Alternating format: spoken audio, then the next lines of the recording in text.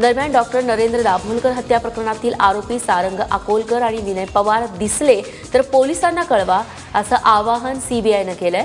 Doctor Narendra Dabholkar हत्येप्रकरणी सारंग अकोलकर आणि विनय पवार हे आरोपी आहेत। गेल्या काही वर्षांपासून पोलीस या दोन्ही आरोपींचा शोध घेत आहेत, मात्र अजूनही पोलिसांना या आरोपींचा थांगपत्ता लागलेला नाहीये। त्यामुळे सीबीआयनं या दोन्ही आरोपींविरोधात पत्रकं काढली आहेत, ज्यात या दोघांचीही माहिती देण्याचं आवाहन करण्यात आलंय। त्यासाठी प्रत्येकी 5 लाख रुपयांचं बक्षीसही ठेवण्यात आलंय। जुन्या 500 आणि 1000 रुपयांच्या नोटा बदलून देण्याचं रॅकेट पुण्याच्या कोथरूडमध्ये उघडकीस आलंय। धक्कादायक बाब म्हणजे या रॅकेटमध्ये कोथरूड पोलीस ठाण्यातील काही कर्मचारी सहभागी असल्याचं समोर आलंय। कोथरूड पोलीस ठाण्यातील पोलीस उपनिरीक्षक विक्रम राजपूत, पोलीस कॉन्स्टेबल हेमंत हेंद्रे यांच्यासह आणखी 3 कॉन्स्टेबल अशा एकूण 5 जणांविरुद्ध चौकशी सुरू करण्यात आली आहे। या 5 जणांनी पुण्यातील व्यापाऱ्यांचे कोट्यवधी रुपये बदलून दिल्याचं समजतंय।